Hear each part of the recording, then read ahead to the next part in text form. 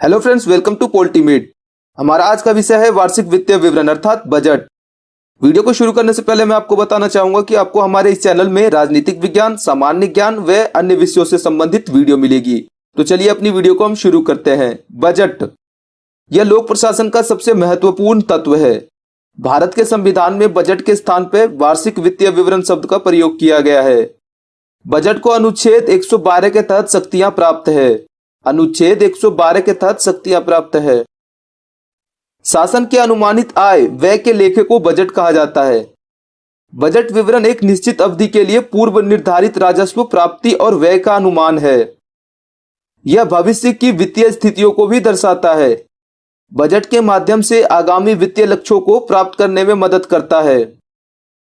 साधारण शब्दों में कहा जाए तो बजट एक प्रकार का अनुमानित लेखा जोखा है जिसके तहत आने वाले समय में हम किसी कार्य को अनुमोदित करते हैं। यह सरकार के खर्च और होने वाली आमदनी का पूर्वानुमान है।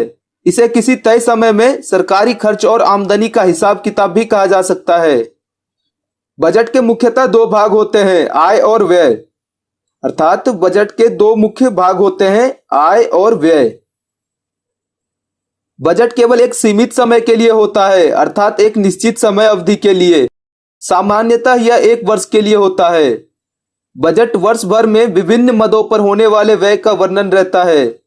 साथ ही साथ इस बात का स्पष्ट रूप से उल्लेख रहता है कि इन सभी कार्यों को सुचारू रूप से करने के लिए जरूरी धन कहां से आएगा। इसमें नए करों का भी प्रावधान होता है। भारत में वित्तीय वर्ष का आरंभ 1 अप्रैल से होता है तथा 31 मार्च को समाप्त हो जाता है। भारत में 1 अप्रैल से आरंभ होकर 31 मार्च को यह समाप्त हो जाता है। आगामी वित्तीय वर्ष के शुरू होने के 6-7 माह पूर्व ही बजट का अनुमोदन तैयार करने का कार्य शुरू हो जाता है। 2017 से बजट फरवरी माह के प्रथम सप्ताह में पेश किया गया। साथ ही 2017 से रेलवे बजट व आम बजट को एक साथ पेश किया जाने लगा। 2017 से बजट फरवरी माह के प्रथम सप्ताह में और 2017 से रेलवे बजट और आम बजट को एक साथ लाया जाने लगा।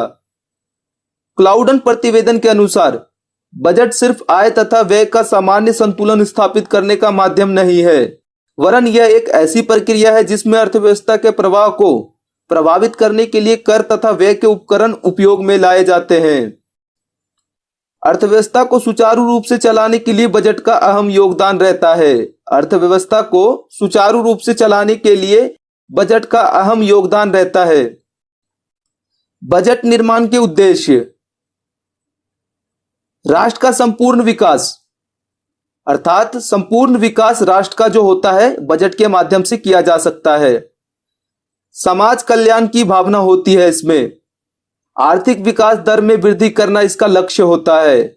गरीबी व बेरोजगारी को दूर करना इसका लक्ष्य होता है। असमानताओं को दूर करना व आय का सही योजनाओं में उपयोग करना इसका लक्ष्य होता है। बाजार में मूल्य एवं आर्थिक स्थिरता बनाए रखना इसका लक्ष्य होता है। विभिन्न क्षेत्रों रेल, बिजली, वित्त, अनाज, खाद्य पदार्थ, बैंकों के लिए फंड रखना आदि।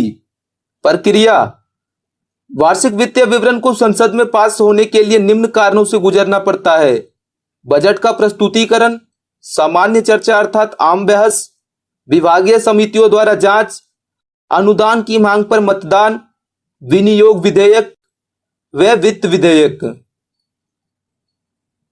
शासन द्वारा किए जाने वाले सभी कार्यों के लिए धन की आवश्यकता होती है तथा धन कहां से आएगा व यह धन कहां कहां किन मदों पर खर्च होगा, यह सभी बातें सुविचारित व सुव्यवस्थित व क्रमबद्ध होनी चाहिए जिससे जनता का कल्याण हो। इसी व्यवस्था को बजट के नाम से जाना जाता है। यह सारी जो बातें होती है वो क्रमबद्ध होनी चाहिए जिससे जनता का कल्याण हो, जिसे बजट के नाम से जाना जाता है। बजट के प्रकार: आम बजट, जिसे साधारण बजट के नाम से भी जाना जाता है, यह एक सामान्य किस्म का बजट है जिसमें समस्त आय और व्यय का लेखा जोखा होता है। इसका उद्देश्य सरकारी व्यय पर नियंत्रण करना, विकास करना और देश का कल्याण करना होता है। इसमें सरकार व्यय का वर्णन ही करती है, प्राप्ति का नहीं। अर्थात इसमें सरकार जो होती है वह व्यय का वर्णन ही करती है, खर्चों का ही ब्यौरा देती है, प्राप्ति का नहीं। घाटे का बजट: सरकार की आय प्राप्ति से ज्यादा व्यय हो, ऐसा बजट विकासशील देशों के लिए बहुत ही महत्वपूर्ण होता है। विकासशील देशों की अर्थव्यवस्था को सुचारू रूप से चलाने के लिए यह आवश्यक है। भारत का जो बजट होता है वह हमेशा से ही घाटे का होता है और ऐसा करना जरूरी भी है, क्योंकि सरकार का उद्देश्य देश का कल्याण और विकास करना होता है। निष्पादन बजट ऐसा बजट जो किसी उद्देश्य या कार्य को करने के लिए अर्थात किसी कार्य या परिणाम के आधार पर तैयार किया जाता है, उसे निष्पादन बजट कहा जाता है। पिछले बजट के विभिन्न कार्यों पर जो भी राशि व्यय हुई है वह उन परिणामों को आधार बनाकर नया बजट अगर निर्मित किया जाता है तो उसे निष्पादन बजट कहा जाता है। पिछले जो बजट के जो परिणाम के आधार पर जो कोई नया बजट तैयार किया जाता है तो उसे निष्पादन बजट कहा जाता है। यह परफॉर्मेंस बजट के नाम से भी जाना जाता है। यह परफॉर्मेंस बजट के नाम से भी जाना जाता है। यह आम बजट की कमियों को दूर करने के लिए लाया जाता है।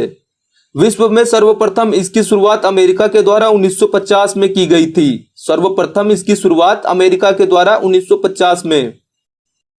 संतुलित बजट यह एक आदर्श बजट है जिसे व्यवहार में लाना अत्यंत कठिन है।